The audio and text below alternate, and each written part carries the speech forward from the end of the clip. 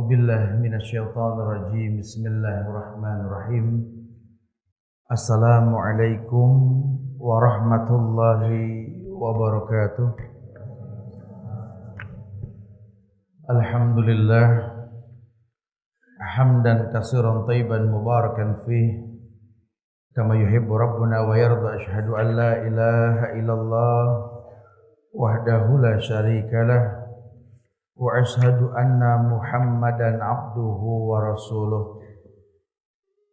Amma ba'du, fa inna asdaqal hadisi kitabullah wa khairal huda huda Muhammadin sallallahu alaihi wasallam wa syarrul umuri muhdatsatuha wa kullu muhdatsatin bid'ah wa kullu bid'atin dhalalah wa kullu dhalalatin finnar.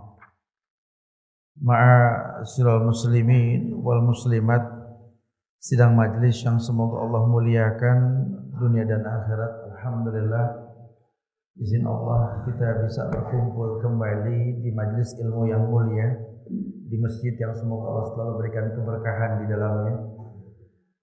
Kita akan coba bahas buku Fawaidul Fawaid karya cipta Ibnu Qayyim al-Jauziyah, merujuk pada kitab yang ditahqiq oleh Syekh Ali Hasan bin Ali Abdul Hamid Ali Al-Halabi, salah seorang murid dari Syekh Albani. Buku ini bagus. Fawaidul Fawaid ini pendalaman ibadah-ibadah yang biasa kita lakukan, sehingga jangan sampai ibadah tuntas kita lakukan cuma kebaikan nggak bisa kita dapatkan. Islam agama yang perintahkan sesuatu perintah mendatangkan kebaikan buat orang yang mau melakukannya. Jadi sayang kalau sampai kita nggak bisa memaksimalkannya. Iya, seperti biasa buku-buku ulama itu selalu mukadimahnya tauhid, bab yang dituliskan bab ikhlas. Tapi kalau bab larangan biasanya masalah syirik. Ikhlas. Bahwa sesungguhnya di kitab ini dijelaskan ikhlas ini hanya untuk Allah. Berdalilkan ayat Al-Hijr ayat 21 atau surat ke-15 ketika Allah berfirman, wa in min syai'in illa indana khazainuhu. Allah mengatakan, dan tidak ada sesuatu pun melainkan pada sisi kamilah khazanah, perbendaharaannya. Artinya di sini Allah kabarkan kepada manusia bahwa makhluk yang bernama manusia ini enggak bisa keluar dari yang namanya fitrah sebagai hamba kepada Allah. Maka ada ayat lain yang mengatakan, ya ayuhan nasu ubudu rabbakumul ladzi khalaqakum walladzina min qablikum la'allakum tattaqun. Ya ayyuhalladzina amanu ya ayuhan nas, ada perintah, ubudu rabbakumul ladzi khalaqakum.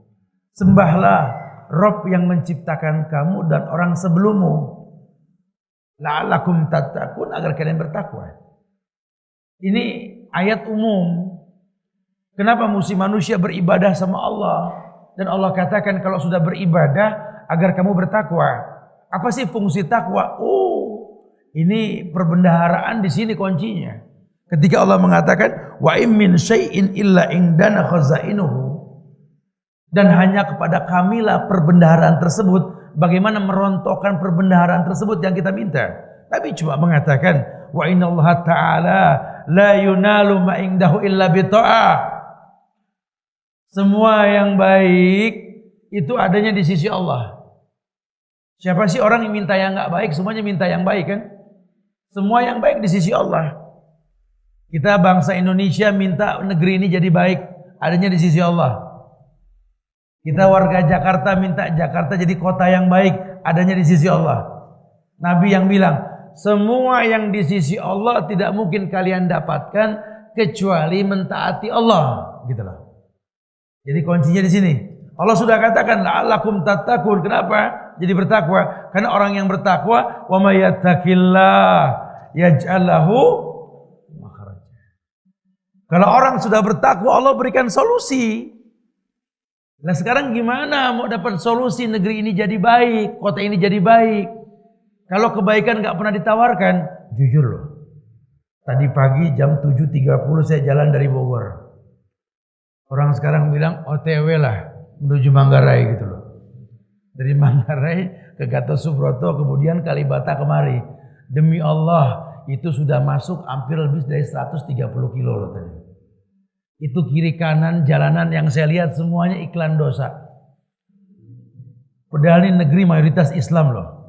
Iklan rokok pakai baliho sekian banyak merek, betul? Iklan KPR BTN dengan bunga sekian persen. Gade STNK BPKB langsung cair, betul? Semua iklan dosa. Ya, ajakan-ajakan maksiat. Pantesan susah bener nih anak bangsa, betul?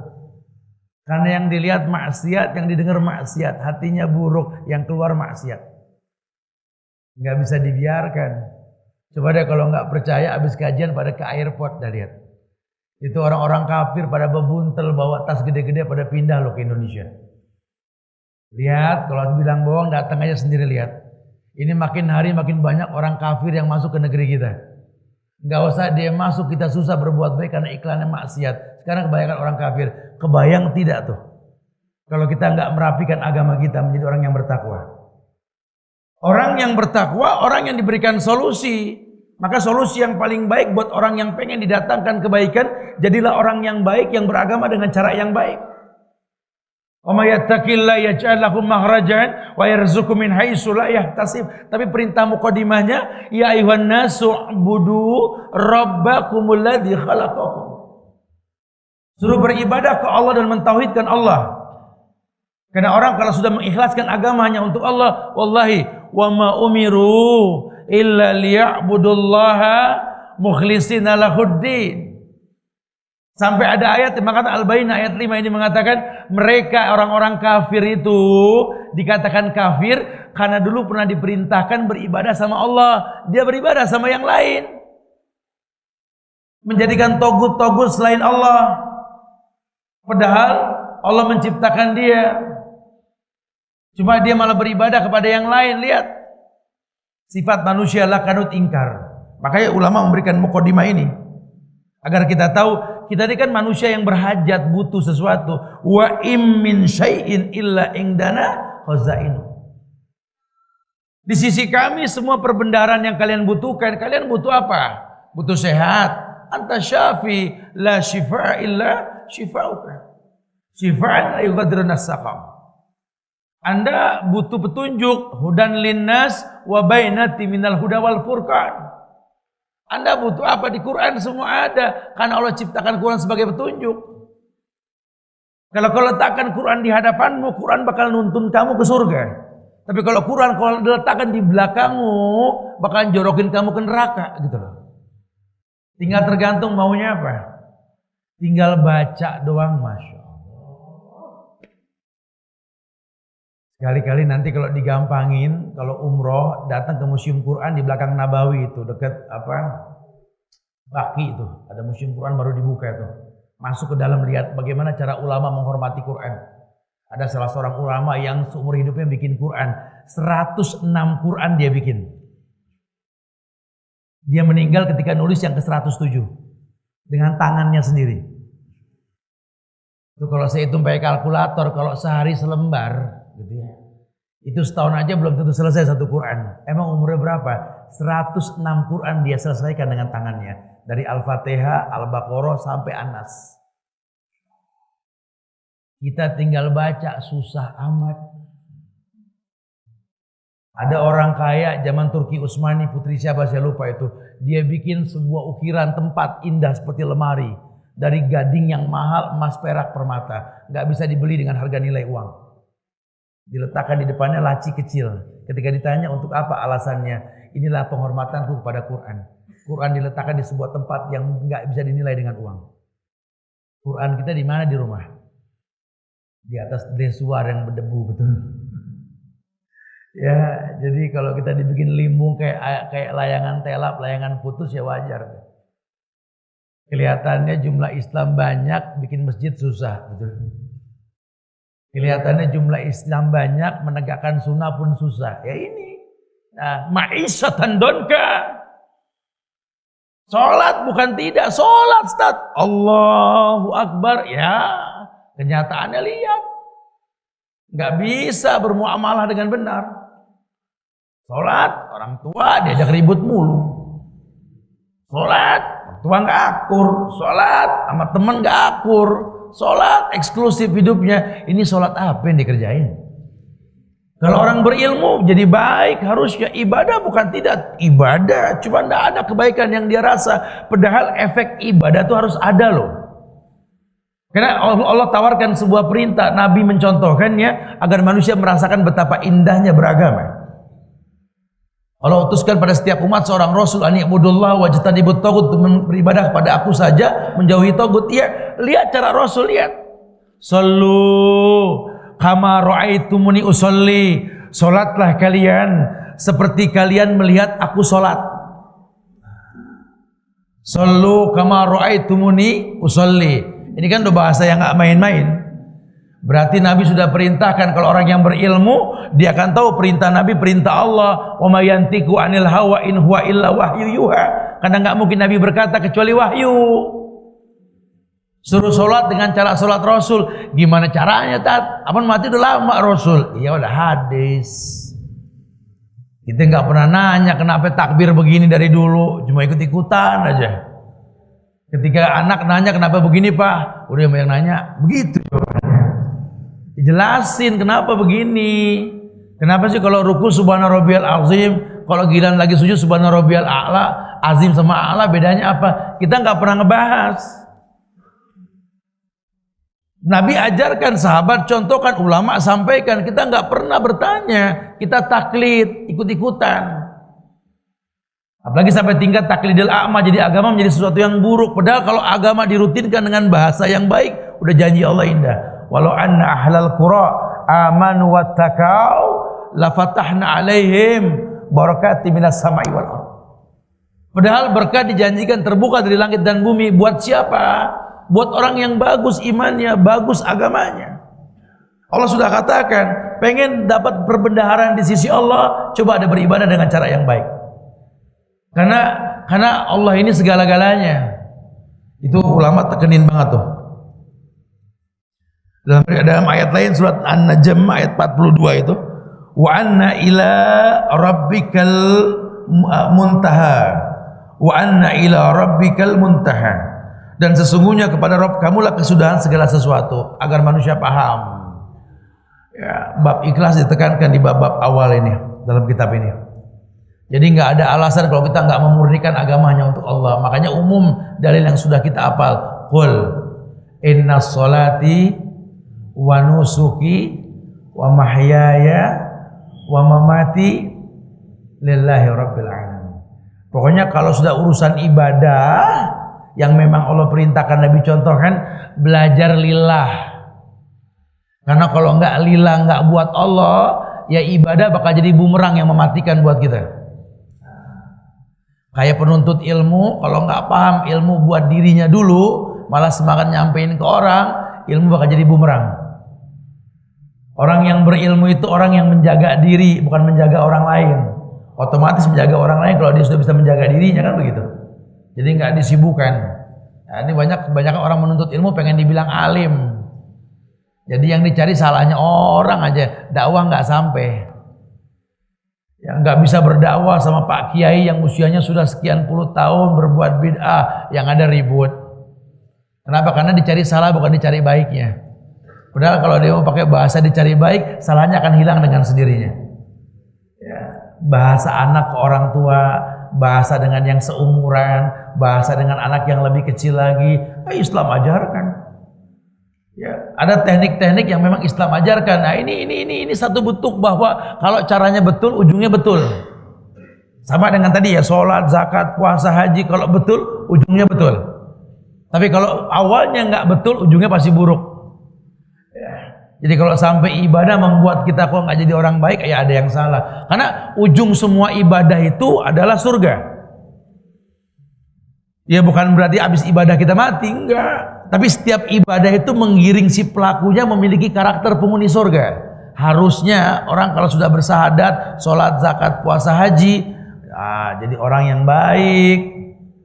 Ya, harusnya, tapi kenyataannya tidak. Banyak orang yang sudah berbuat baik cuma nggak jadi baik. Ini yang nggak diperbolehkan. Iya.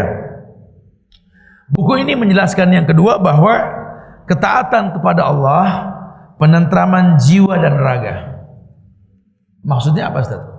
Iya, kalau antum suka baca buku Ibnu Qayyim, ini buku nyambung sama kitab Ad-Dawa-Dawanya itu. Di situ dijelaskan bahwa ternyata memang orang yang beribadah itu membuktikan taatnya kepada Allah, dan ibadah membuat jiwanya tentram. Makanya bedain deh orang yang rajin beragama sama orang yang nggak demen beragama lain. Walaupun mungkin ini anak hafalan Qur'annya banyak, orang tuanya dikit, cuma orang tuanya praktek, walaupun sedikit hafalannya. Ini anak banyak hafalan cuma nggak praktek, tenangnya beda. Beda. Ya, kita nggak bisa modal hafalan pengen naklukin orang, enggak. Agama tuh visualisasi. Bisa gak sebelum Anda ngomong orang bisa senang dengan agama? Jangan udah maksain ngomong orang masih nggak demen, karena memang agama nggak buat kita. Kita sibuk sama orang. Agama kita telan sendiri. Seakan-akan agama baik menurut kita, ini yang salah. Tapi kalau dalam Islam tidak. Kalau caranya betul, kita akan bisa merasakan betapa Islam itu rahmatan lil alamin. Rahmat untuk alam ini.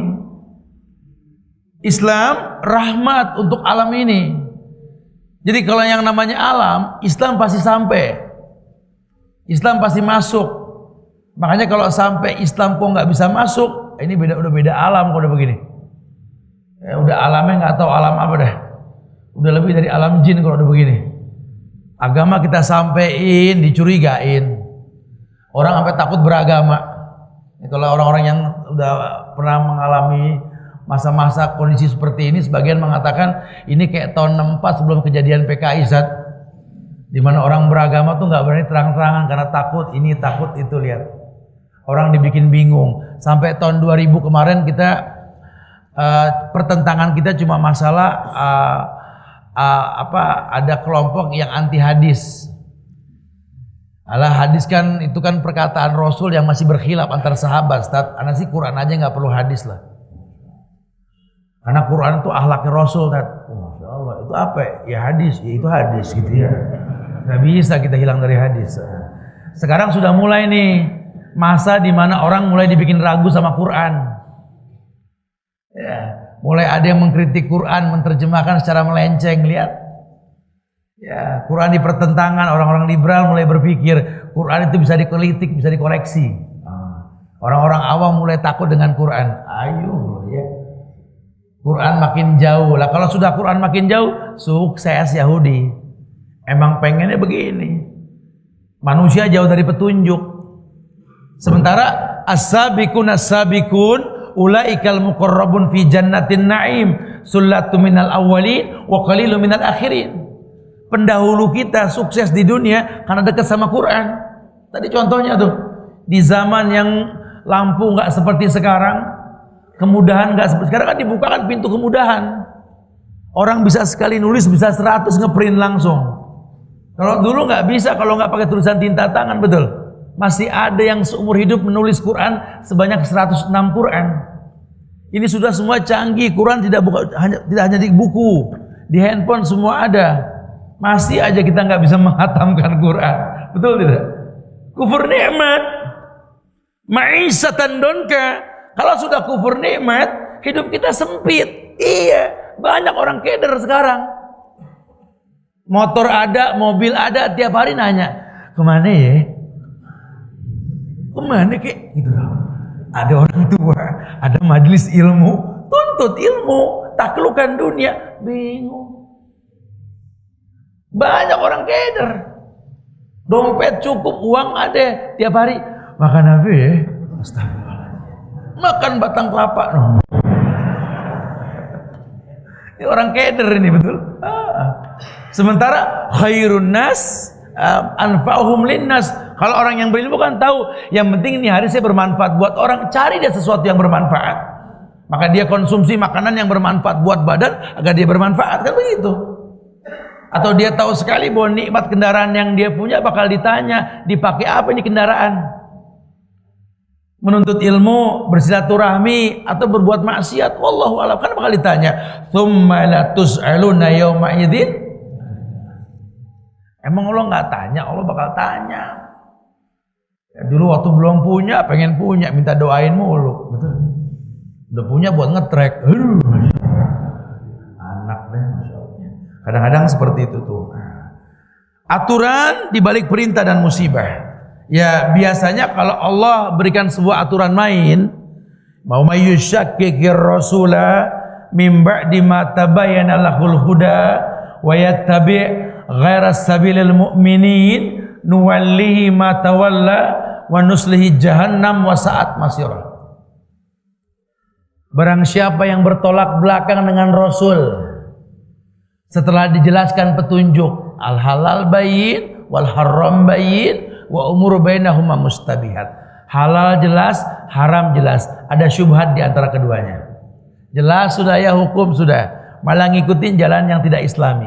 Kata Allah, nuwalihi matawalakan kupalingkan. Itu yang dimaksud. Sehingga kalau Allah sudah berikan aturan, malah ditolak, ujungnya musibah.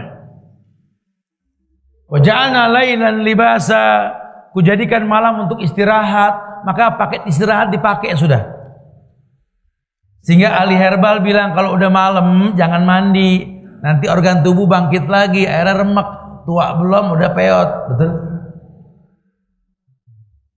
Kalau emang mau mandi dari pagi, ya kita dari jam 1 malam boleh tuh sampai asar mau 12 kali boleh. Kalau udah masuk malam maghrib ya jangan penyakit, karena Allah jadikan malam buat istirahat, dipakai buat begadang. Wa ja'alna naharon ma'asan, kujadikan siang untuk kerja, malah malas-malesannya penyakit. Fa idza faragta fansab, punya waktu kosong isi, malah kebalik, anak liburan balapan merem. Pada kemana anak bu? Pada tidur tat. Astagfirullah. Kenapa emang? Kan libur. Oh ya libur. Libur balapan merem. Nggak ada yang sholat, lagi libur tat. Dalilnya apa? Idza faragta fansab, punya waktu kosong isi dengan yang bermanfaat. Kenapa? Karena waktu kosong kan nikmat. Apa kata Rasul? Nikmatani maghbunun fihima katsirun minan nas. Ada dua nikmat yang orang-orang butuh, udah punya disia-siain dua tuh. As-siha wal faragh. Waktu sehat, waktu kosong. Itu nikmat. Udah punya waktu kosong, punya waktu sehat, disia-siain. Lihat.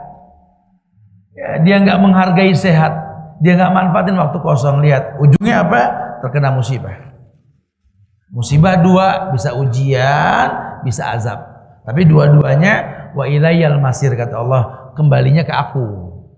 Mudah-mudahan dengan musibah ini orang kembali ke Allah, mau bermuhasabah diri. Betapa gampang kalau Allah mau musnahkan kalian. Cukup tsunami, nggak usah lama-lama, sejam aja rata. Cukup banjir bandang, pontang-panting manusia, lihat. Hujan lamaan dikit, keder hati orang, lihat. Panas kering kerotang, semua orang bingung, Masya Allah. Sampai banyak yang berbuat syirik untuk nyari air di mana. Ya kalau Allah mau ujian kecil. Nah, di negeri kita lagi diuji dengan ujian yang macem-macem. Cuma kita nggak usah khawatir, jangan jadi panik. Udah diuji, malah pada ribut di jalan. Ngapain? Istighfar, tobat sama Allah, minta yang terbaik.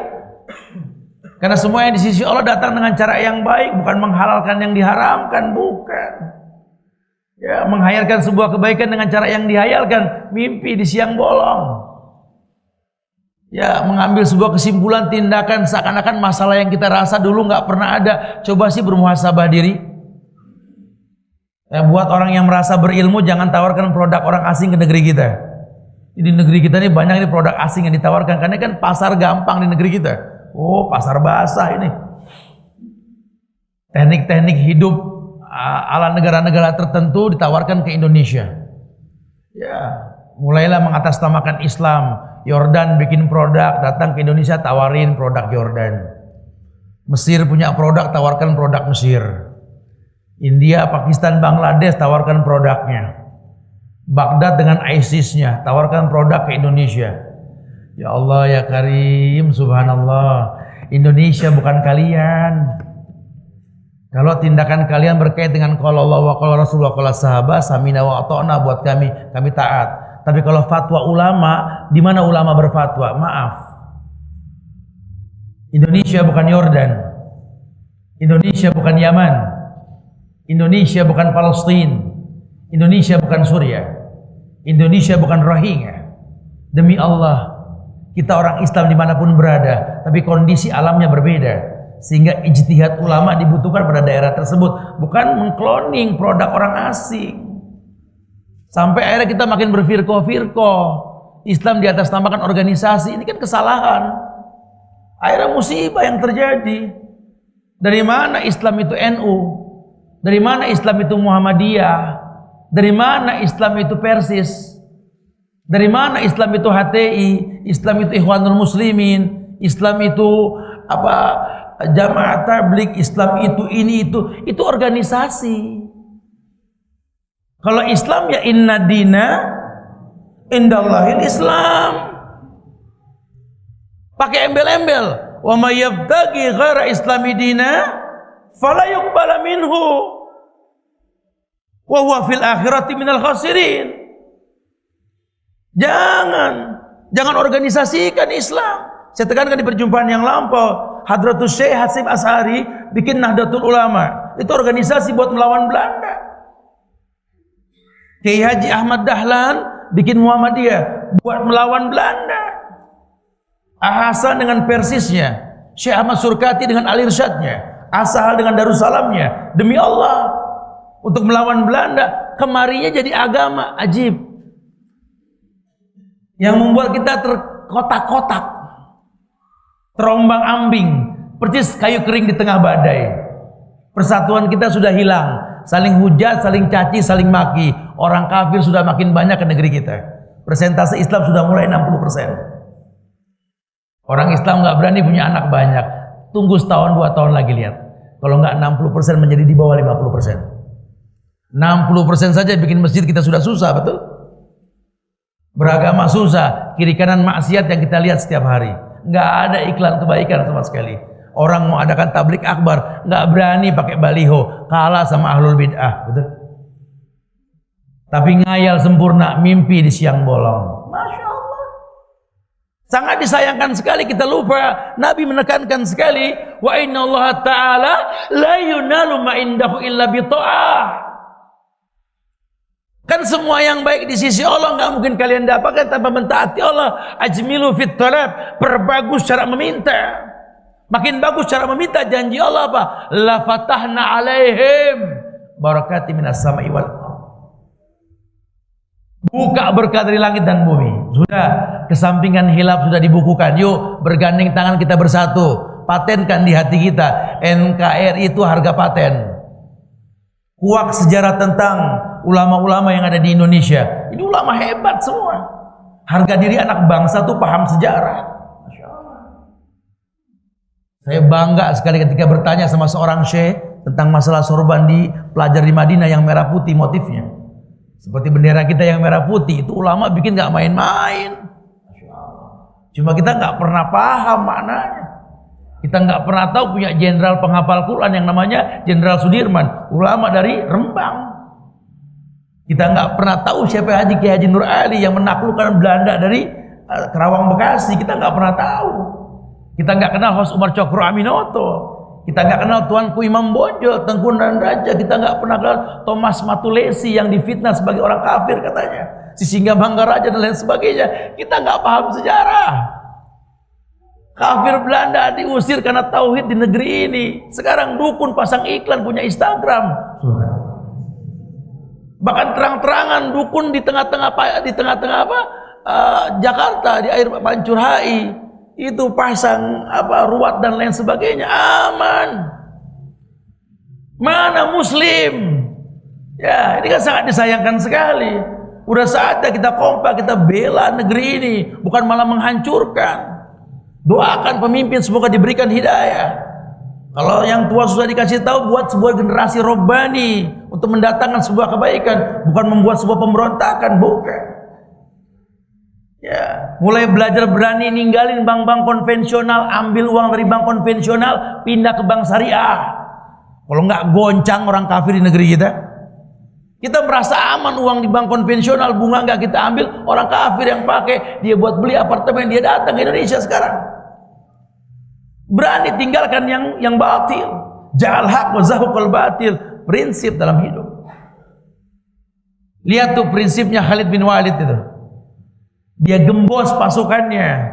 Walaupun kita sedikit, musuh kita banyak. Kita orang yang berzikir, kita orang yang hidup.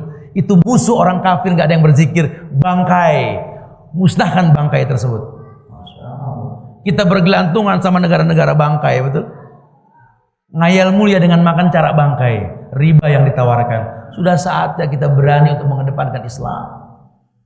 Ya, jadi bukan hujatan, cacian, makin ayo kita introspeksi diri. Kita banyak bertaubat kepada Allah. Sudah jauh kita melenceng ini. Hari ini kita nggak sempat baca Quran. Kemarin juga, jangan sampai esok kita nggak baca Quran. Yuk bismillah, penuhin masjid. Bikin getar ini dunia. Subuh ramein. Jangan cuma ngayal jihad, subuh selembar. Gimana coba? Ya, ayo mulai tanamkan bangga dengan Islam. Bangga berpenampilan Islam. Gak usah khawatir. La yadurrukum man dhalla idza tadaitum. Tidak ada yang berbahaya kalau Allah sudah kasih hidayah. Masya Allah. Karena konsekuensinya apa? Musibah.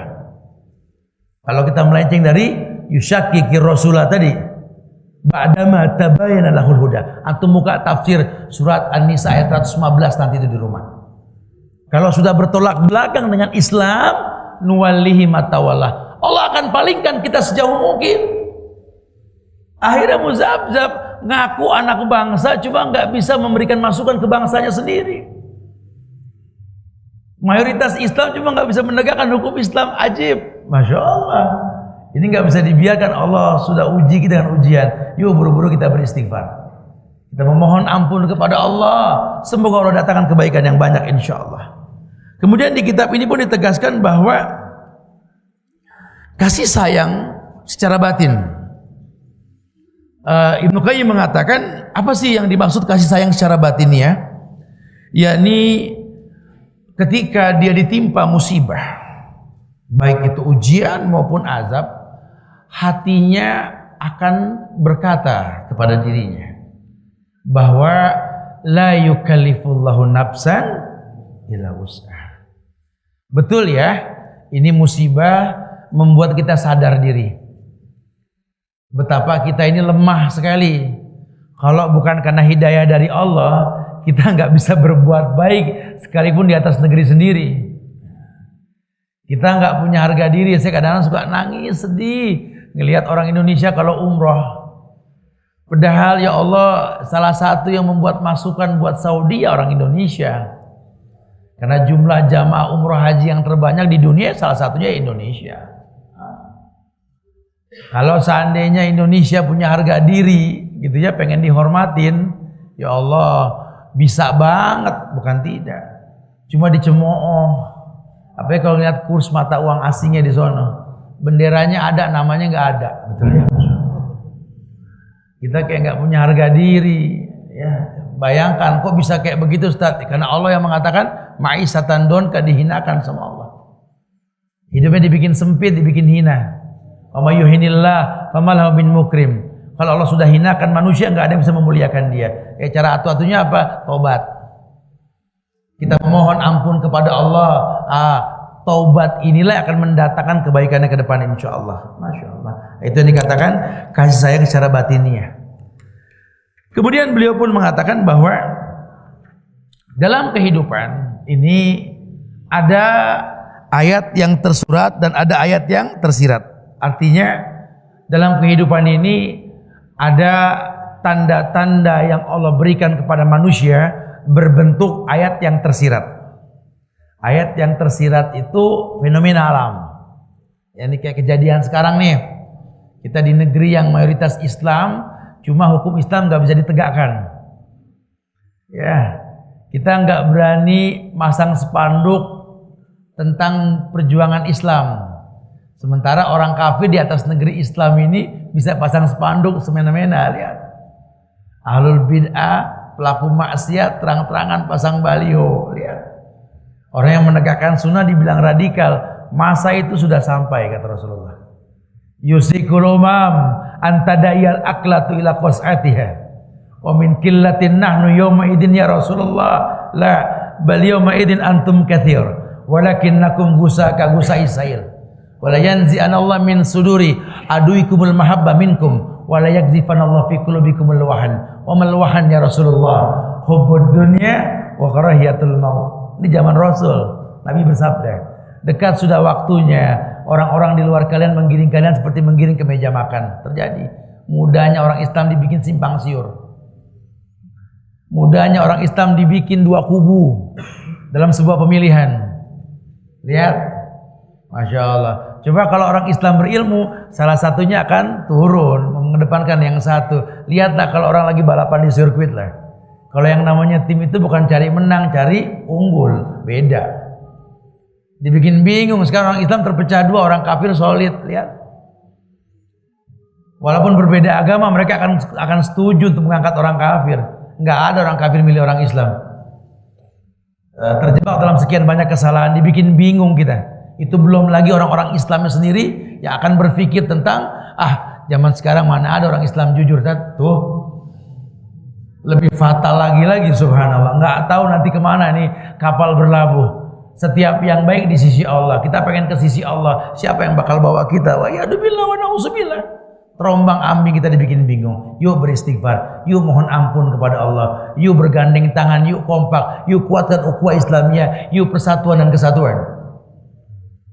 Agar dunia tahu Allah datangkan keberkahan dengan cara yang betul. Iya, surat Al-Baqarah ayat 164. Surat Al-Baqarah ayat 164. Inna fi khalqis samawati wal ard wa ikhtilafil laili wan nahari wal fulk allati tajri fil bahr bima yanfa'un nas. Ini bukti ayat yang tersurat menjelaskan tentang sesuatu yang tersirat. Kata Allah, sesungguhnya inna fi khalqis samawati wal, sesungguhnya dalam penciptaan langit dan bumi, wa ikhtilafil laili wan nahari, dan pergantian malam dan siang, wal fulki allati tajri fil bahr, dan kapal layar yang besar yang berlayar di atas laut yang luas, bima yanfa'un nas, bermanfaat bagi manusia. Kita suruh muhasabah. Lihat gimana bumi Allah ciptakan. Lihat bagaimana langit Allah tinggikan. Lihat bagaimana kayu yang bisa menaklukkan laut yang luas menjadi sebuah bahtera. Lihat, semua bermanfaat buat manusia. Dulu belum bicara pesawat, baru bicara berlayar di atas permukaan laut. Orang mengangkut di darat, mengangkut di laut. Suruh pikirin tentang langit, bagaimana langit ditinggikan. Sekarang udah mulai kepikir, ternyata kalau di darat, di laut, itu ke Surabaya bisa 2 hari. Tapi kalau di udara cuma sejam 20 menit. Betul? Makin dipermudah kita. Ya, dulu harus ngirim surat melalui darat dan laut, nyampenya seminggu. Sekarang melalui handphone hitungan detik nyampe. Allah telah bukakan kemudahan di muka bumi ini. Cuma kalau kita nggak memanfaatkan, rugi. Allah hanya mengatakan yanfa'un nas, bermanfaat buat manusia. Kalau sampai manusia nggak berpikir, nggak dapat manfaat. Tidak dapat manfaatnya. Surat Al-Imran ayat 190. Inna fi khalqis samawati wal ard wa ikhtilafil laili wan nahari la ayatin li ulil albab. Siapa pemerhati penciptaan tersebut? Ulil albab. Apa tuh ulil albab, Ustaz? Ulil albab orang yang punya pintu-pintu ilmu. Artinya orang yang berakal. Jadi kalau memang Allah bedakan kita manusia dengan makhluk lain dengan akal, jadilah manusia. Makanya kalau ya ayuhan nas, hai manusia yang berakal. Karena kalau hai manusia, semua manusia, ya nggak bisa. Nanti orang yang berakal levelnya ada yang Islam, ada yang iman, ada lagi levelnya. Yang paling tinggi muhsin, ihsan. Hai manusia yang berakal. Akal di mana? Nabi jelasin, al-aqlu hahuna. Akal di sini, di hati. Orang pahamnya akal di sini. Makanya pakai akal. Salah. nih ngomel salah, gimana nggak ngomel gitu ya. Saya marah, saya bilang pakai akal, ya wajar marah, salah gitu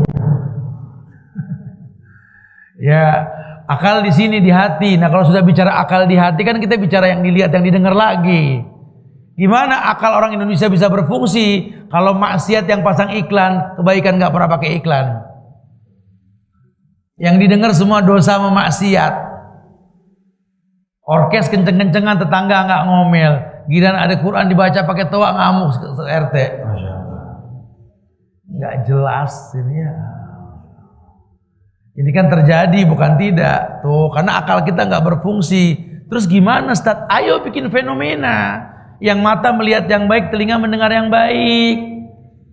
Apa yang baik tersebut? Ya tentu yang Allah perintahkan, Nabi contohkan. Yang punya kekuatan ayo, yang punya power ayo. Mulai pasang iklan-iklan yang baik.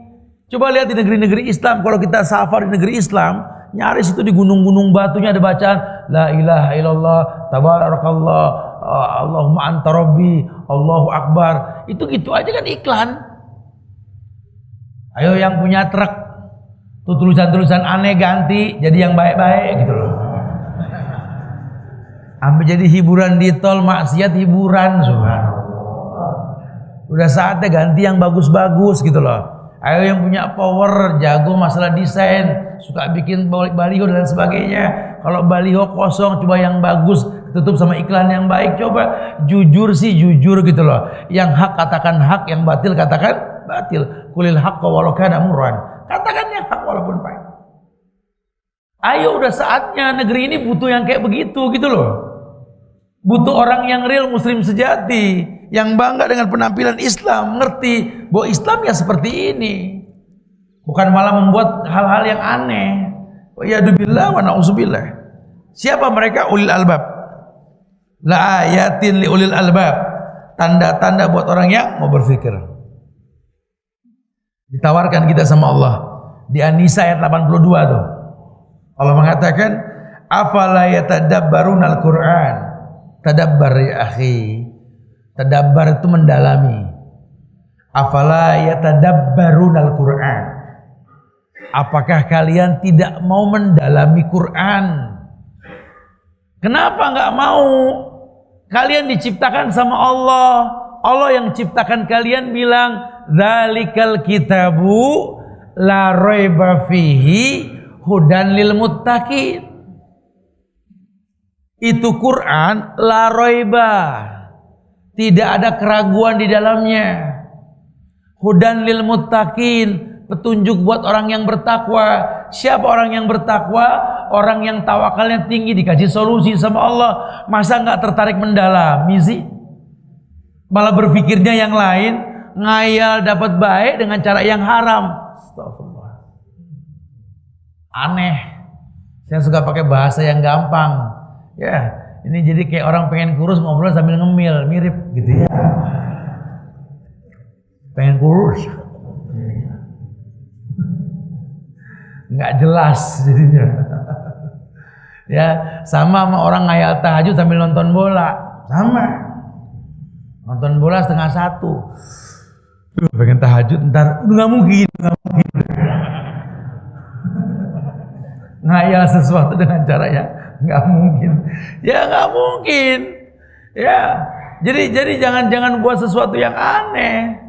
Sama anak baru lulus SMA nongkrong sama teman-teman yang nggak sekolah. Nanya lagi sama teman-teman yang nggak sekolah, kuliah di mana ya? Yang nggak sekolah bilang, udah bareng kita aja di sini.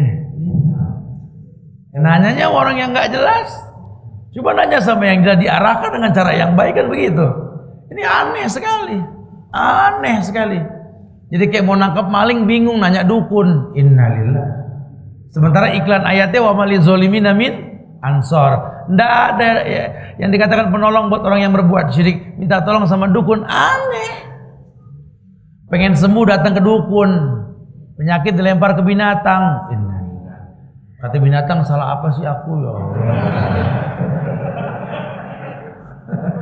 Berbuat zolim sama makhluk pengen jadi dapat yang baik. Ya nggak mungkin. dengan cara mencaci maki di pinggir jalan pengen dapat sebuah kebaikan, mimpi. Syibabul muslim fusuk wa qitaluhu kufrun. Mencaci maki orang Islam dari pinggir jalan, fasik, membunuhnya kafir, nggak dapat kebaikan. Udah jangan. Kata fatwa ulama di negeri mana dia berfatwa? Negeri ini bukan mereka, jangan tawarkan produk orang asing, jangan. Ini Indonesia punya cara berijtihad di negeri kita. Makanannya aja beda. Ya, zakatnya aja nggak sama. Lawang kita pakai beras, mereka kan makanannya beda. Ntar dulu kalau bicara ijtihad nanti lihat cara beragama yang ulama pernah pertontonkan. Kalau akidah satu, Quran dan Sunnah pemahaman kita dengan pemahaman para sahabat. Tapi kalau fatwa atas sebuah kejadian itu butuh fatwa ulama yang betul-betul paham. Jangan taklid, jangan ikutan. Surat Al-Mu'minun ayat 68. Afalam yatadabbarunal qaula. Hampir mirip dengan tadi surat An-Nisa ayat 82. Afalam yatadabbarunal qaul. Afalam yatadabbarul qaula. Afalam yadabbarul qaula. Maka tidakkah mereka menghayati firman Allah? Al-qaula. Al-qaula yakni Quran, firman Allah. Karena itu Quran itu merupakan kalamullah, bukan makhluk. Tapi ada juga orang Islam yang bilang Quran itu makhluk. Padahal Allah mengatakan al-qaula, ucapan. Ucapan siapa? Allah. Ahsanul kalamullah. Sebaik-baik perkataan Allah apa? Al-Qur'anul Karim. Makanya kalau Allah sudah berfirman itu nggak main-main, kita malah ngejauh. Firman Allah malah dijauhin. Lihat orang-orang dulu sampai dibikin sebuah lemari yang nggak bisa dinilai dengan uang. Buat apa? Buat menaruh Quran. Kita malah naruh dunia tempatnya bagus. Kalau Quran sedapatnya. Kalau enggak di lubang angin di atas pintu, lesuar maksudnya. Termarah sendiri nyari Quran di mana sih? Aduh, gila mau dibaca susah, emang gak pernah dibaca. Kalau sering dibaca gampang ditemuin tuh Quran. Surat Shad ayat 29. Kitabun anzalnahu ilaika mubarakun liyadabbaru ayatihi. Kitabun Al-Quran anzalnahu ilaika, diturunkan kepada kamu ya Muhammad, mubarak, dengan keberkahannya. Liyadabbaru ayatihi, agar didalami, dihayati itu ayat-ayatnya. Jadi Allah turunkan Quran melalui Muhammad di zaman yang puisi itu terangkat saat itu. Yang bawa Quran ummi, orang yang buta huruf. Ya kalau buat ulil albab akan tersenyum. Betapa indah cara Allah bikin manusia paham. Ini Quran bukan kata Muhammad, bukan asatirul awalin, bukan sihir-sihir yang dibuat. Karena yang bawa Quran ini orang yang nggak bisa baca. Kalau jago baca mungkin bikinan dia, kan begitu bahasanya. Kalau di kita lain lagi bahasanya nanti. Ya, lain lagi. Makanya yang terjadi sekarang kata Rasul bahwa satu waktu nanti Quran cuma sampai kerongkongan. Betul. Apa dibilang Quran sampai kerongkongan? Sibuk sama suara. Sekarang nyaris hampir setiap orang merubah-rubah suara. Masalah makna belakangan yang penting suara dulu, betul? Mau pakai suara siapa nih ngimamin? Ya lupa, Quran bukan sibuk dengan itu. Sementara ya suara-suara yang ditiru oleh mereka kalau datang ke negeri Islam di Mekah Madinah, itu mereka nggak saling miripin suara. Tiap ulama beda suara. Kita berusaha menyerupai suara, disibukkan sama suara. Kata Nabi, Quran sampai tenggorokan, kerongkongan doang. Betul sekali. Jarang orang paham Quran, jarang orang menangis dengan Quran. Masya Allah. Subhanallah. Timbullah kesesatan dalam kehidupan. Itu yang nggak diinginkan sebenarnya. Makanya ada tanda-tanda buat ulil albab, buat orang yang mau memfungsikan akalnya supaya dia paham. Ini kalau kamu sampai bisa agama, kamu suka baca Quran, yang diuntungkan tuh kamu, bukan orang lain. Kamu bisa ngaji, orang lain gak untung, kamu yang untung. Hidup kamu betul-betul aman. Di hari tua kita, kalau kita hafal Quran, ngerti Quran tuh tenang. Anak diambil orang, anak ambil orang pindah rumah, kita sendiri ada Quran, gak usah takut. Karena kita nggak tahu Quran, takut yang namanya usia tua. Merasa sendiri, kayak nggak diopenin, karena nggak sibuk dengan Quran. Tapi lihat tadi ulama yang menulis dengan tangannya 106 Quran, lihat. Membuat prasasti hidup mumpung masih mampu. Ya udah nggak sempet lagi mikirin yang lain, ya Quran aja kalau udah begitu kan. Kenapa? Karena Quran ini petunjuk, tertunjuki kita dengan Quran. Orang yang berilmu pegang. Surat Fussilat ayat 53, surat yang ke-41. Sanurihim ayatina fil afaq wa fi anfusihim hatta yatabayyana lahum annahul haq. Ya. Sanurihim ayatuna fil afaq.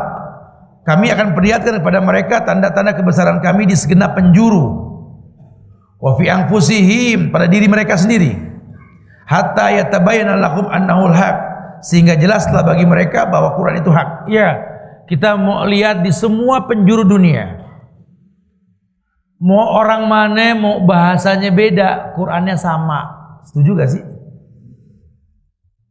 Kutub utara sampai kutub selatan, nggak tahu berapa ribu bahasa itu. Qurannya sama. Buat orang yang berakal nggak nyari solusi lain, udah. Kita sama orang Arab beda bahasa, Qurannya sama, solusinya di Quran. Kenapa mesti sama? Karena petunjuk. Yang namanya manusia boleh beda bahasa, tapi Qurannya sama, gitu loh. Makanya dengan Quran kita sholat, dengan Quran kita bermuamalah. Lihat, dengan Quran kita paham. Walal akhiratu khairul laka minal. Malah bikin hukum lain. Ya udah, nuwalihi matawalla. Padahal yang bisa diterima sama dunia ya Quran. Kenapa kita tinggalkan Quran? Itu yang terjadi. Inna qaumi ittakhadhu hadzal qur'ana mahjura, kata Rasul kan begitu. Rabbi, wahai Tuhanku, wahai Rabb yang menciptakanku, inna qaumi ittakhadhu hadzal qur'ana mahjura. Dari kaumku ini ada yang menyepelekan Quran, berpaling dari Quran. Allah sudah katakan, wa yashakkiki rasula min ba'di ma tabayyana lahul huda wa yattabi' ghaira sabilil mu'minin nuwallihi ma tawalla. Nuwallihi ma tawalla. Kan kupalingkan dia sejauh mungkin, terpalingkanlah dia. Lihat. Kenapa? Karena ittakhadhu hadzal qur'ana mahjura. Diacuhkan Quran. Ima Quran dibikin repot dengan covernya. Orang beli Quran karena covernya. Disibukin sama tulisannya atau motif-motif tulisannya, sampai akhirnya orang berpaling. Ya, kayak kita baca kaligrafi, orang udah nggak demen baca karena nggak kebaca. Berpaling sudah kita. Ini Quran, katanya sih Quran, katanya. Disibukkan kita sama Quran, sama tulisan, kita nggak paham makna. Terjadi. Repot dengan intonasi, dengan suara yang diindah-indahkan. Sampai orang jadi makmumnya, cakep suaranya, Masya Allah. Baca apa? Sampai gak Quran? Gak sampai. Terjadi, bukan tidak. Jarang orang lagi paham sudah. Jadi kan kalau sudah begini, nuwallihi ma tawalla, kupalingkan. Boleh seni, boleh, bukan nggak boleh. Cuma tanggung jawab kalau orang nanya apa artinya gitu loh. Sehingga nanti seni akan dipertontonkan. Oh iya.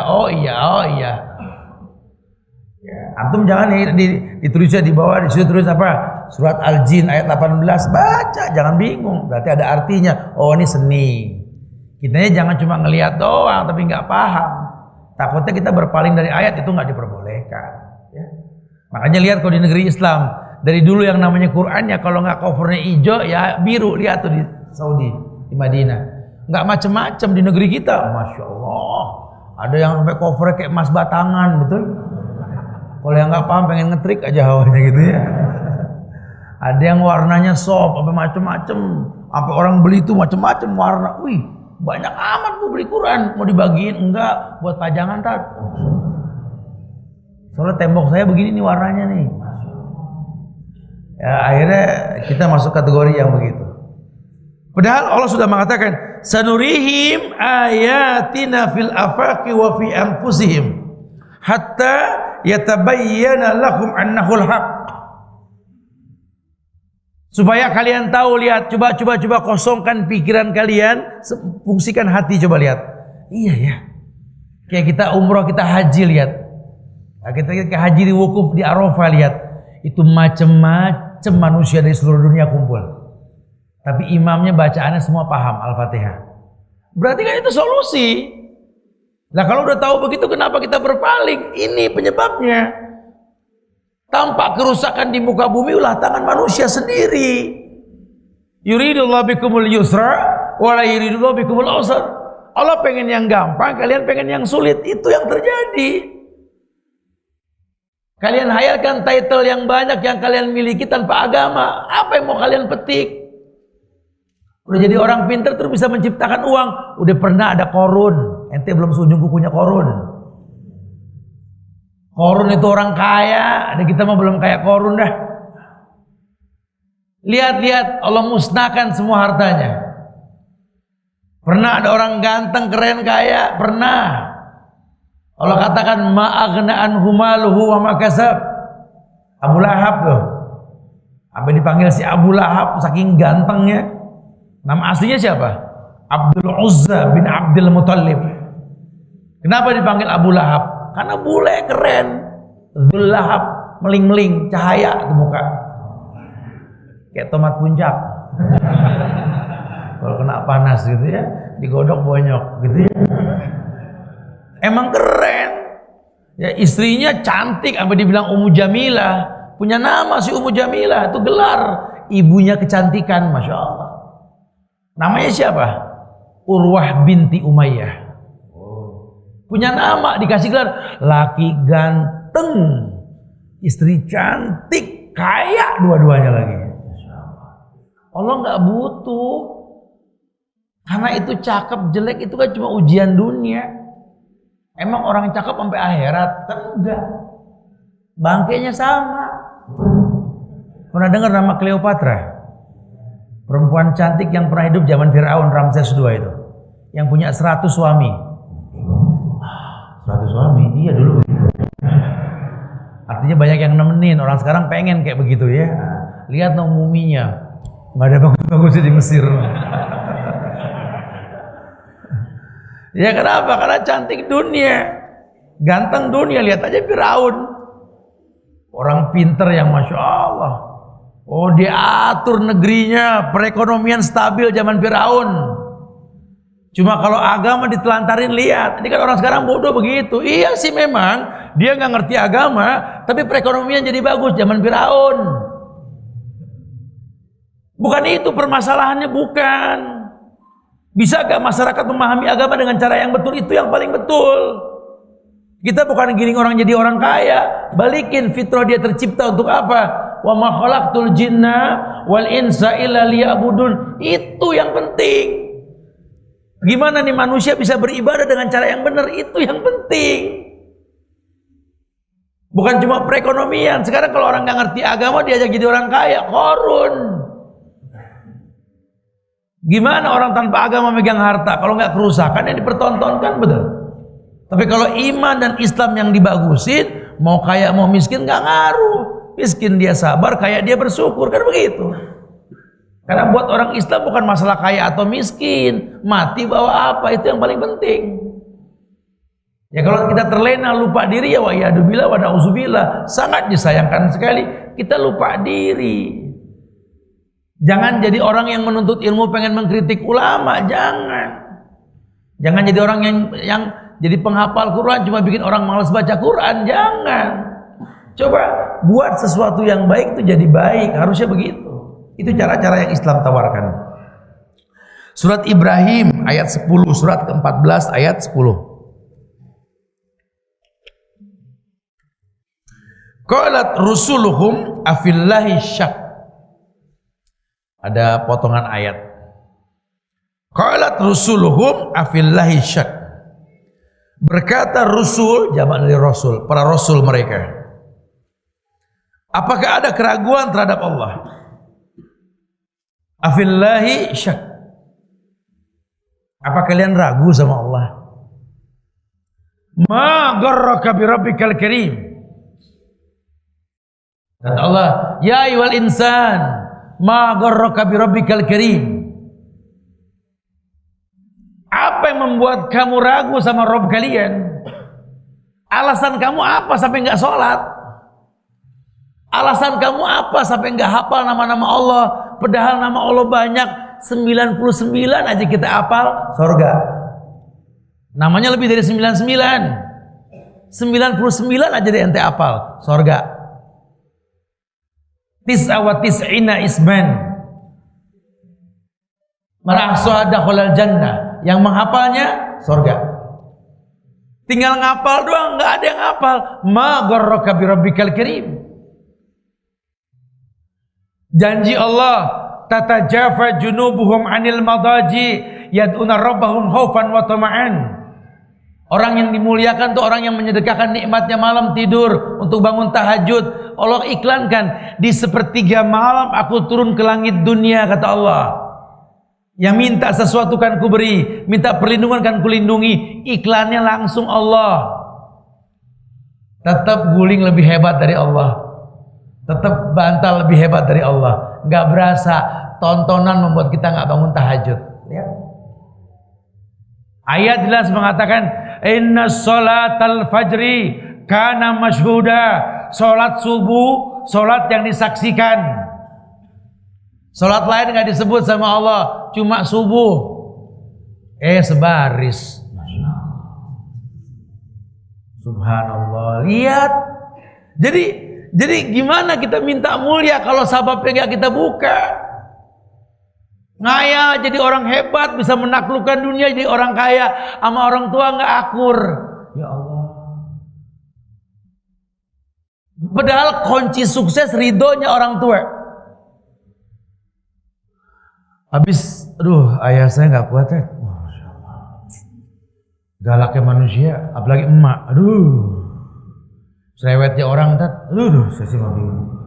Itu orang tua saya kalau ngeliat saya kayak ngeliat ATM pengen gesrek aja tat. Dikit-dikit duit, dikit-dikit. Ente juga sama, dulu juga begitu. Nggak boleh ngeliat muka orang tua. Pak. Sekarang orang tua Anda tuh kayak anak kecil. Bisa gak kamu punya maklum yang banyak seperti mereka memaklumi kita dulu? Bahkan kelewatan kita dulu. Kita orang tua yang ngomong sama tamunya, oh iya Pak silakan. Mak, jajan mak, jajan mak. Mak, jajan mak, ya Allah. Tadi nggak ada tamu nggak begini nih. Itu. Sekarang orang tua kita nggak gitu-gitu amat. Betul ya? Itu di atas meja, ya Allah, kue tersusun rapi, nggak ada yang nyenggol. Galak gipang, sukro, keripik, semua ada di situ.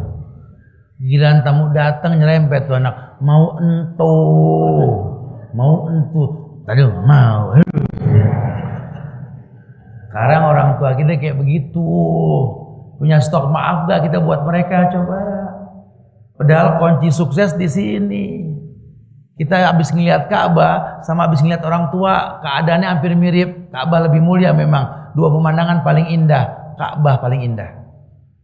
Dan menatap wajah orang tua. Demi Allah, orang kalau betul ibadah, umrohnya rapi, hajinya rapi, pulang tuh beda. Sama dengan orang yang datang ke orang tua cium tangannya. Gimana ayah sehat? Ibu sehat? Ya Allah. Pulang tuh lain ketemu wajah orang tua tuh, ya Allah. Hati yang keras jadi lembut. Demi Allah. Udah berapa lama kita nggak dibalur doa sama dia. Dulu kita pernah ditimbang, dibacain doa. Sekarang kita nggak kuat ditimbang sama dia kan. Tidurlah di paha dia, Bu. Balurlah aku dengan doamu, Bu. Tidak ada penghalang di atas dunia ini kalau doamu sudah sampai, wahai ibu. Coba minta. Wahai ayah, ridhoilah anakmu untuk bisa menaklukkan dunia ini. Kalau orang tua sudah ridho, demi Allah. Itu yang dinasihati gurunya Muhammad Al-Fatih. Tahu siapa Muhammad Al-Fatih? Panglima perangnya Sulaiman Al-Qanun Turki Utsmani yang bisa membuka Konstantinopel.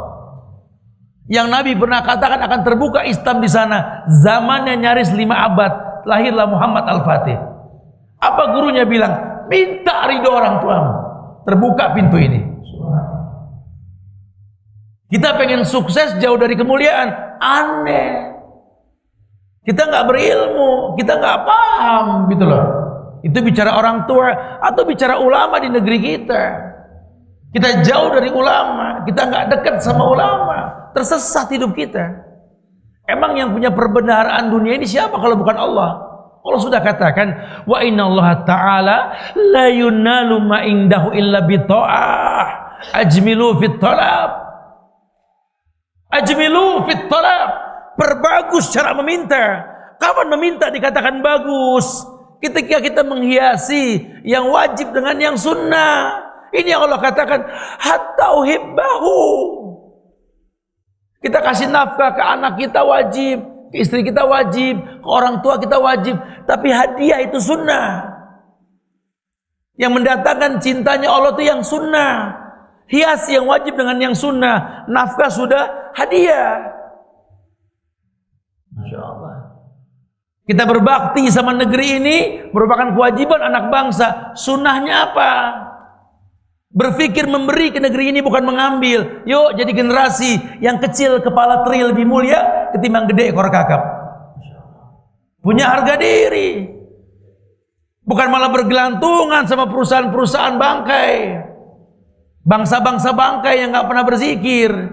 Menghayalkan mulia sebuah negeri dengan makan konvensional, mimpi di siang bolong. Wallahi khulul lahmin nabata min sukhtin andaru ahkubi. Setiap daging kata Rasul yang tumbuh dari barang yang haram, neraka lebih berhak.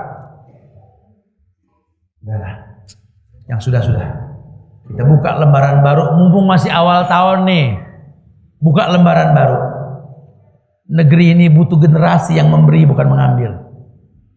Negeri ini butuh orang-orang tua yang saleh untuk didoakan. Bahkan kata Rasul, tertunda kiamat karena masih banyak orang tua yang tahajud dan beristighfar.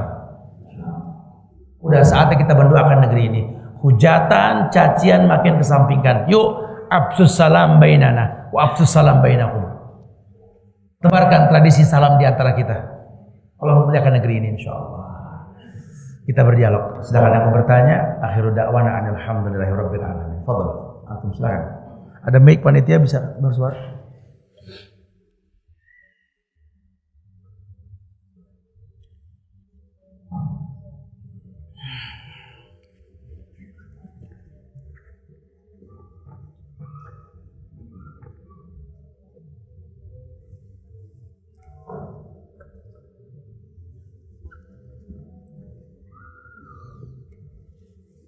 Ya, fadhal silakan.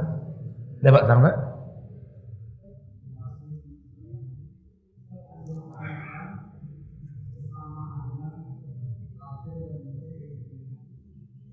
Kafir dan musyrik.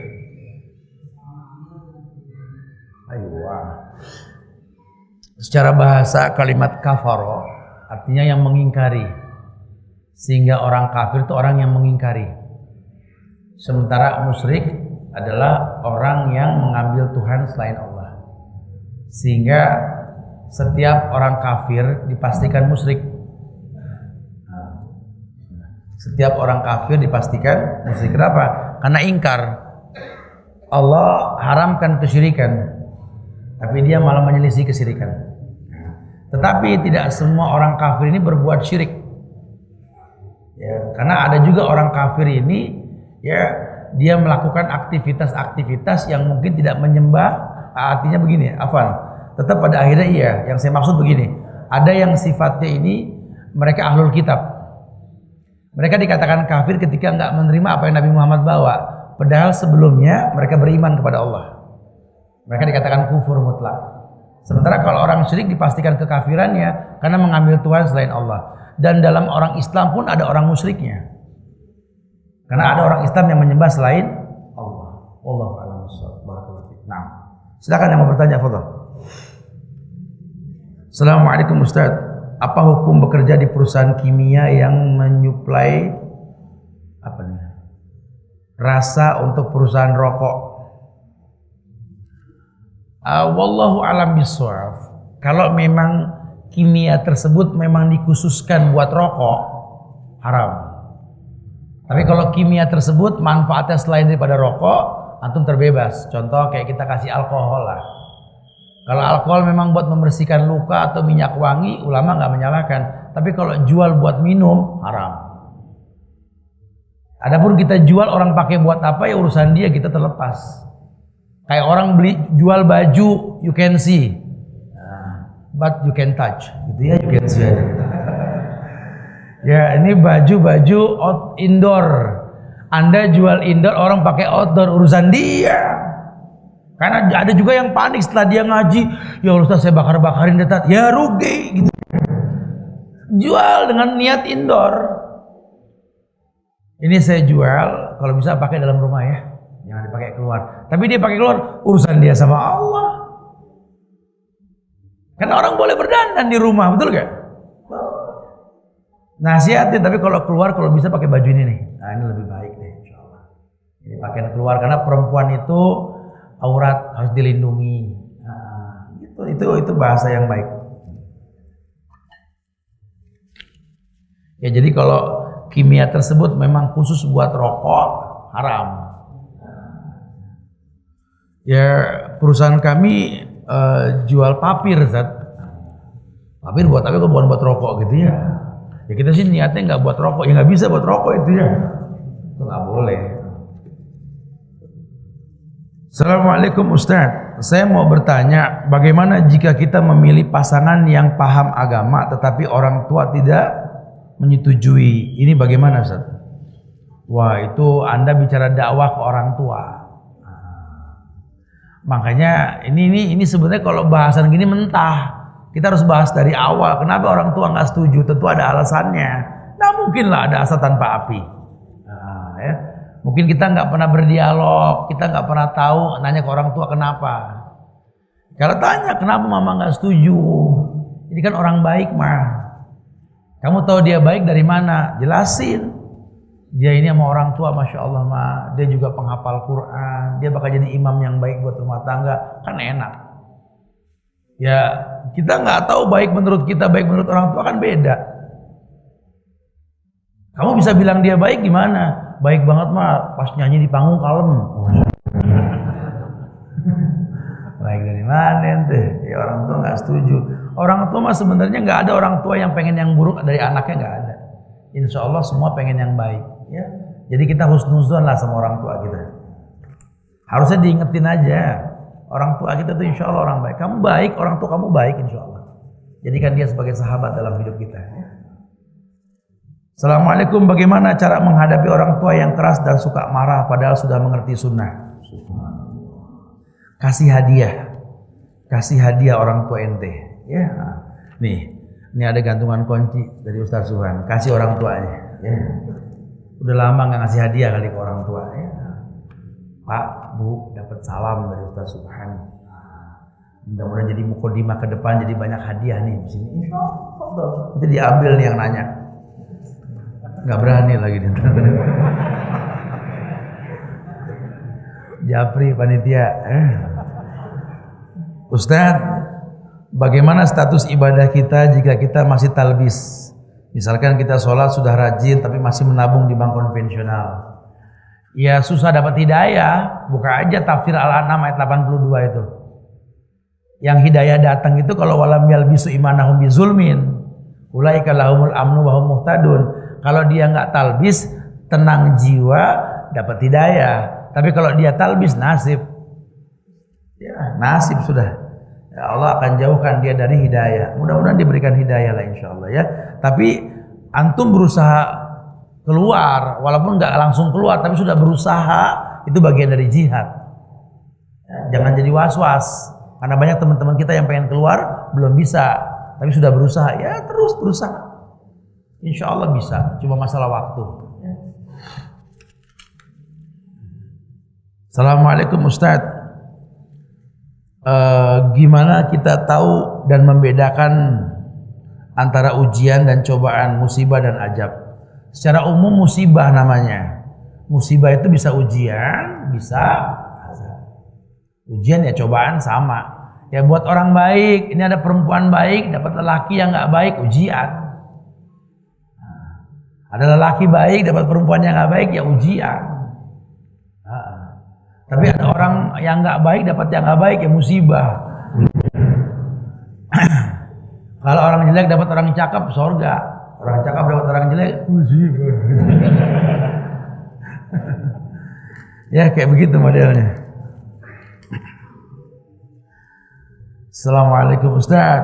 Bagaimana jika saya hanya tinggal memiliki ibu dan tinggal di rumah sendiri? Saya mengajak ibu tinggal di rumah bersama kami atas seizin suami, tetapi ibu tidak berkenan sedangkan rumah kami jauh dari ibu. Saya khawatir dengan kesehatan ibu jika rumah sendiri. Apa jika saya memilih tinggal apa jika saya memilih tinggal di rumah ibu, tetap suami yang tidak berkenan, mana yang terbaik? Ya kalau sudah menikah suami lebih utama. Tetapi kalau memang menikah dengan lelaki yang betul-betul baik agamanya, akan memberikan dispensasi dalam hal ini. Ya. Karena orang laki kadang-kadang juga suka ego. Kalau udah nikah perempuan ikut aturan main. Sehingga kadang-kadang kalau orang tuanya sakit nggak dikenalkan dan lain jangan. Nanti deh kalau udah punya anak perempuan baru berasa. Yang ngerti kita anak perempuan kita. Ya, kita orang laki ngayal punya anak laki, pengen. Siapa yang nggak suka punya anak laki? Tapi nanti setelah punya anak laki kemudian punya anak perempuan baru berasa jadi ayah. Anak perempuan tuh ya Allah, dia yang tahu kita kalau lagi lelah. Datang capek juga kita duduk. Datang. Ya haus, aku ambil minumnya. Anak 5 tahun, 6 tahun. Bisa paham bapaknya capek. Anak laki, kita pakai koyo 4 masih dibilang jangan belaga deh, jangan belaga. Sekarang nih anak kita yang perempuan, gadis mungil yang kita cinta diambil orang. Kita sakit dilarang ketemu, coba sakitnya di mana? Kebayang nggak tuh ya? Makanya nikah sama lelaki yang betul-betul berilmu. Ya bukan berarti pindah karena Anda sudah menikah, konsekuensinya patuh sama suami dong. Ya harus siap capek minta izin untuk nengok orang tua. Atau kalau nggak bisa nengok juga tolong beliin handphone yang bagusan dikit biar video call. Ma sehat, ma sehat gitu dan ada kontrol lah, ada usaha. Digampangin lah, jangan dibikin bingung, jangan jadi retak rumah tangga. Ini mah masalah kecil, bukan masalah negara. Ustaz, bagaimana menyikapi keluarga yang suka memfitnah manhaj salaf sebagai Wahabi di grup WhatsApp keluarga? Ya biarin dia nggak paham tuh Wahabi apa kali. Kalau memang mengharamkan demonstrasi, mengajak mendoakan pemerintah, mengucapkan salam di antara kita, mensyariatkan sholat berjamaah dibilang Wahabi, aneh Wahabi. Kalau semuanya baik kok, betul? Kita suka terkecoh sama nama.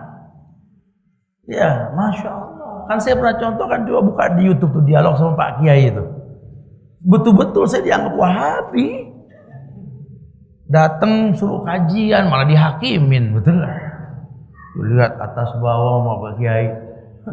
Wahabi ente. Tahu. Halo Wahabi lo, tahu ente. Itu begitu mau bilang apa? Terus kajian di atas mimbar, turun dari mimbar, selesai pakai ngeliat lagi. Kalau Wahabi begini oke dah. Begitu. Wahabi juga tetap tapi oke belakangnya. Jadi memang susah. Ini negeri memang udah terlanjur Belanda cetak kita dianggap Wahabi. Pangeran Diponegoro dibilang Wahabi. Tuanku Imam Bonjol dibilang Wahabi. Buya Hamka dibilang Wahabi. Ya, Hasan dibilang Wahabi. Banyak Wahabi zaman dulu yang menggetarkan Indonesia. Padahal nggak ada nyambung-nyambungnya. Apa Wahabi? Islam bukan Wahabi. Islam ya Islam. Jangan terpancing kita dengan fitnah. Makanya dibilang wa ibadur rahman alladzina yamsuna 'alal ardi khaunan wa idza khatabahumul jahilun qalu salam. Kalau yang ngomong itu orang yang nggak berilmu, jangan kepancing emosi ya, sampein aja. Tanya, Wahabi apa sih? Tanya. Anda Wahabi? Ente Wahabi? Emang Wahabi apa? Ya pokoknya Wahabi. Nggak jelas. Wahabi tuh pakai jenggot, Ustaz. Oh, tuh Yesus Wahabi juga dong. Kita kadang-kadang suka begitu tuh ya. Makanya gak usah takut lah ya, duruk komando lah idah tada itu. Yuk, mumpun masih baru nih bulan Januari. Orang Islam bangga, laki pakai jenggot tuh bangga karena Nabi yang suruh. Waksus sawari waful liha, tipiskan kumis, panjangkan janggut. Rasul yang nyuruh, bukan mertua. Kita kadang-kadang kalau Rasul yang ngomong kita nggak yakin. Nunggu orang kafir dulu, nunggu pemain bola Portugal dulu, betul? Kayak model anak-anak laki suruh jangan isbal, nggak ada yang mau. Nunggu Gangnam Style dulu, betul? Sampai saya bingung kemarin kita tawuran, wih, udah belajar sunnah pada tawuran, bukan tat lagi model. Tunggu begitu dulu kadang-kadang ya. Assalamualaikum Ustaz. Saya mau tanya, kalau orang tua sudah meninggal, apakah setiap amal baik kita niatkan buat orang tua pahalanya? Apakah pahalanya akan sampai? Niat nggak diniatkan, setiap kebaikan anak itu berpahala buat orang tuanya.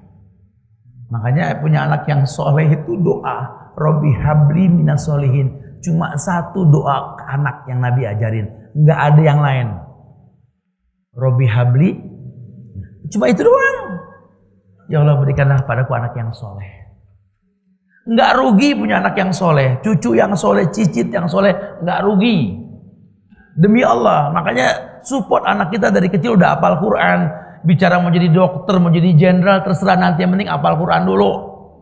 Jangan nunggu jadi dokter atau jenderal baru hafal Quran, lidahnya kaku. Betul? Suruh hafal Quran. Nggak ada ruginya. Karena apa? Kata anta wa maluka li abika, kata Rasul. Kau dan hartamu milik orang tuamu. Assalamualaikum. Maaf Pak Ustadz, saya mau nanya, kalau orang tua tidak ngurusin anaknya dari lahir, setelah besar dideketin, tapi sepertinya orang tua sikapnya sebagai anak harus bersikap apa? Tapi seperti orang lain, sikapnya bagaimana? Udah. Sama orang tua jangan suka cari salah. Dia pernah berbuat salah, jangan bikin makin menyesal di hatinya. Kita kalau memang mau berbakti sama orang tua jangan suka pamrih.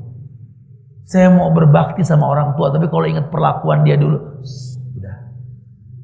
Saya pengen berbakti sama ibu saya asal dia baik sama ayah saya, udah.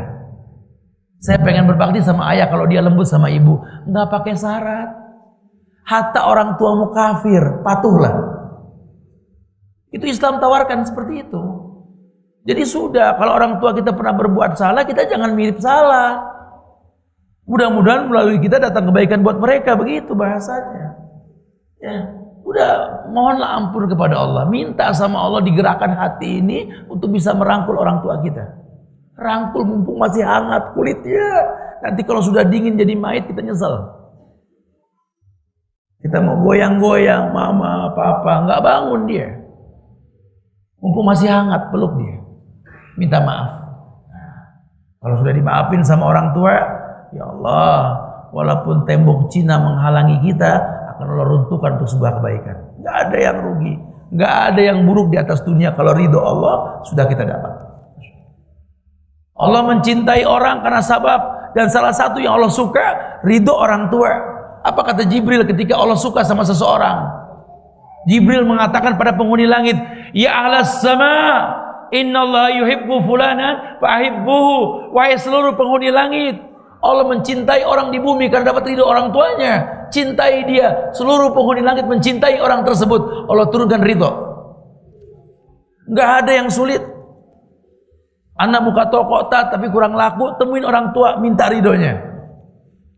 Anak kerja tetapi nggak semangat, gaji nggak jelas gini, temuin orang tua, minta ridhonya. Dan nanti kalau sudah sukses, jangan lupa ajak orang tua umroh, haji, tuntun, pegang tangannya, ajak dia tawaf. Rasakan nikmatnya hidup, rezeki yang kau dapatkan dari Allah untuk sebuah ibadah, baru sukses. Ini ngayal, kalau punya rezeki ngayalnya piknik ke negeri-negeri kafir. Pulang bawa pernak-pernik kafir. Yang dibawa, Masya Allah, menara Eiffel miniaturnya, gedung miring, singa muntah. Ajak orang tua ke Ka'bah beribadah di sono ya. Assalamualaikum Ustaz. Bagaimana cara melepaskan seseorang dari syirik tapi orang tersebut tidak sadar? Ini bicara uslub dakwah. Kalau bicara dakwah, jadilah sahabat yang didakwahi supaya sampai dakwah kita. Apakah pemberian souvenir bingkisan pada kampanye termasuk riswah? Wallahu a'lam. Kalau niatnya riswah ya iya. Kalau niatnya hadiah ya enggak. Wallahu a'lam, mana enggak paham, mana enggak pernah itu enggak paham. Susah ya Pak Ustadz masuk surga.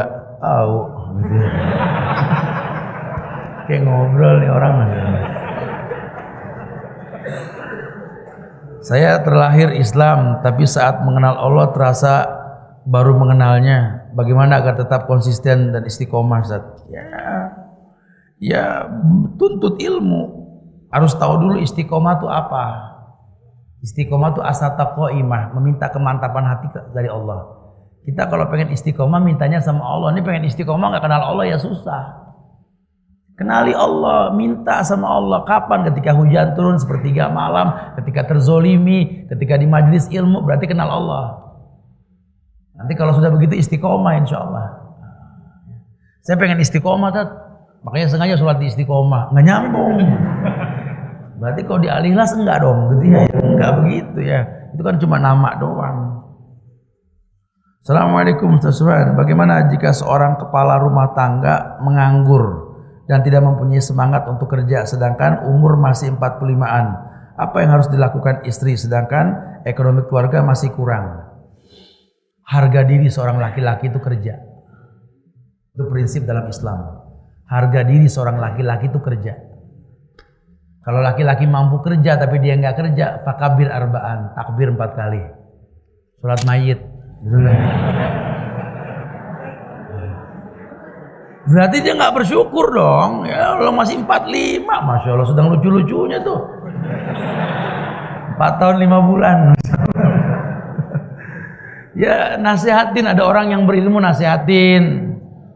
Justru berkahnya rumah tangga tuh karena rezeki dari seorang suami yang mau bekerja dengan yang halal. Gitu harusnya ya. Masya Allah. Nah, ini anak kasih hadiah nih, kasih lakinya nih. Salam Ustaz Subhan gitu ya. Bukan ada hadiah dari panitia, maksudnya.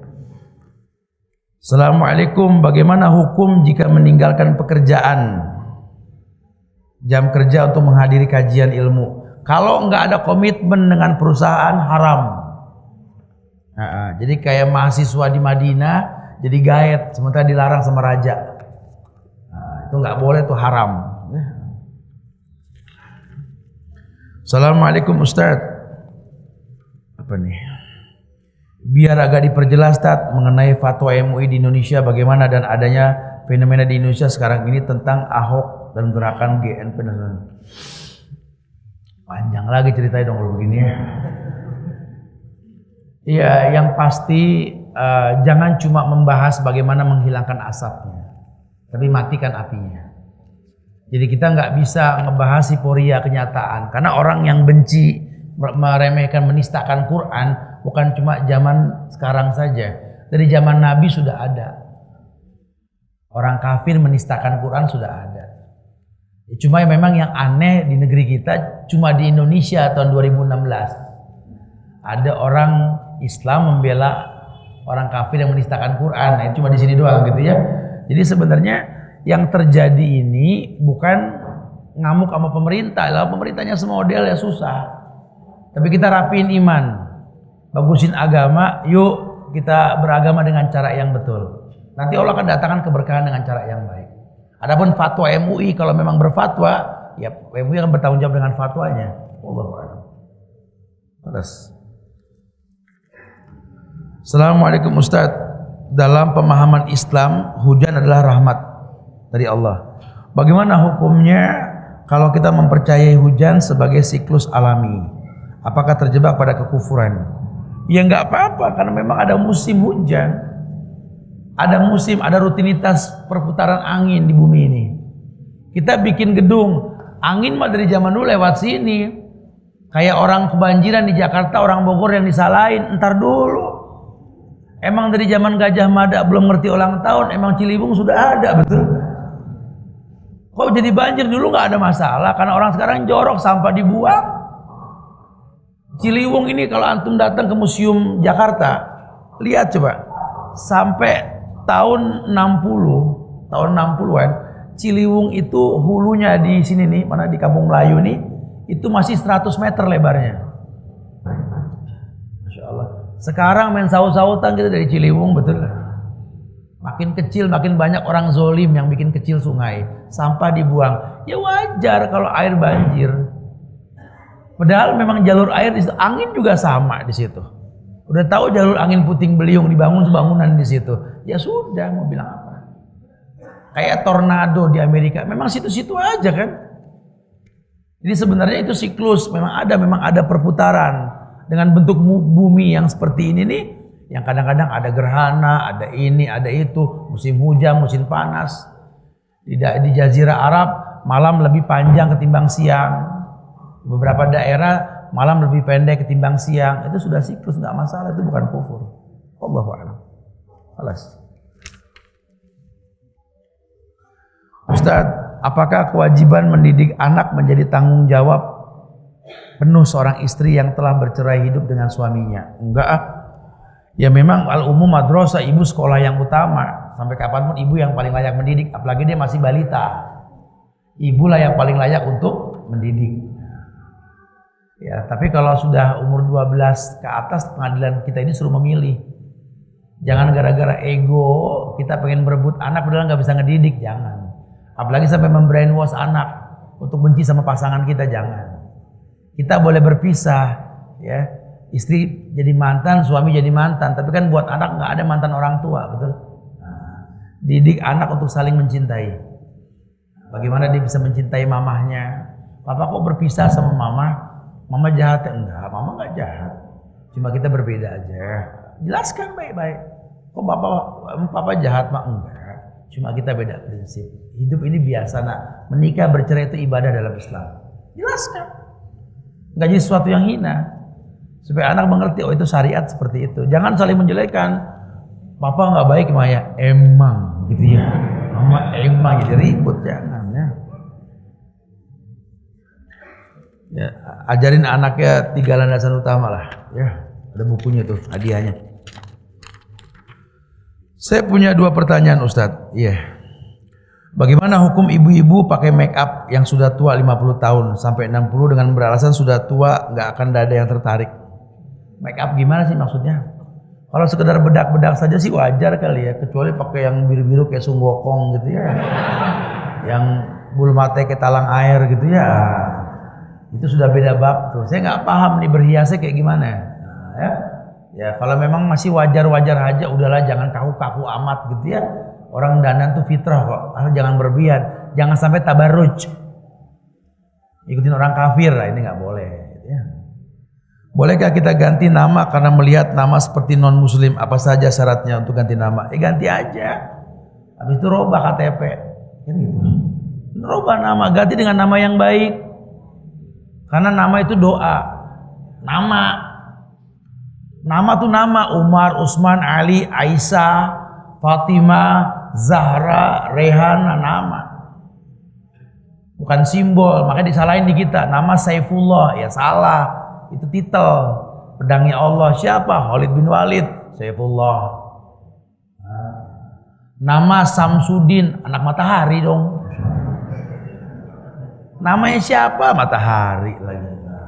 Nama, jangan namain anak pakai nama malaikat. Serem-serem banget. Ya, pencabut nyawa atau apa itu. Jangan nama. Lihat sahabat ngasih nama, lihat para nabi ngasih nama, lihat. Itu doa. Nama yang paling disukai Abdurrahman, Abdullah, nama Abdullah panggil Dudung, Sidul, Muhammad. Kita mau ngerusak di Indonesia dah. Ganti aja. Bagaimana tetap berhalai Bagaimana tetap berhati pada orang tua yang sudah meninggal? Apa sih? Berbakti.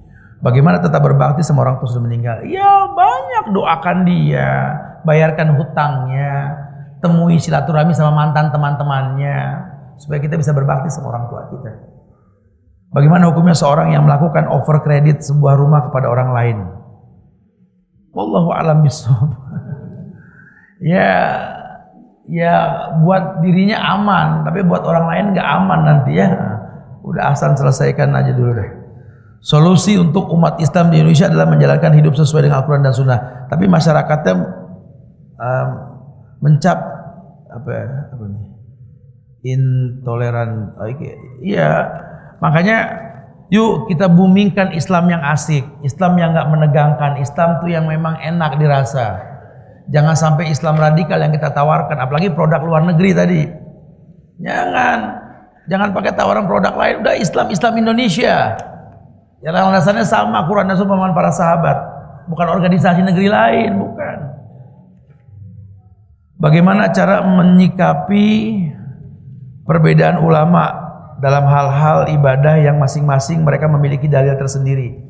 Ya lihat yang paling bagus dalilnya, sehingga kita nggak taklid sama ulama tapi mengikuti dalilnya. Wallahu a'lam bishawab. Nah, ya terakhir, assalamualaikum. Pada zaman Rasul, Bilal melakukan sholat sunnah setelah wudhu yang tidak dijalankan Rasul. Apakah ini masuk bid'ah? Nggak bid'ah dong, ada Rasul. Karena kalau bid'ah itu setelah zaman Rasul. Zaman Rasul nggak bid'ah. Makanya Nabi mengatakan, kau telah melakukan sesuatu yang baik, wahai Bilal. Seperti itulah ya. Wallahu a'lam bishawab. Insyaallah mudah-mudahan manfaat yang disampaikan ya. Minta maaf kalau ada kekurangan, kesempurnaan hanya milik Allah. Itu dan kafaratul majlis. Subhanallah bihamdika asyhadu an la ilaha illa anta astaghfiruka wa atubu ilaik. Assalamualaikum warahmatullahi wabarakatuh.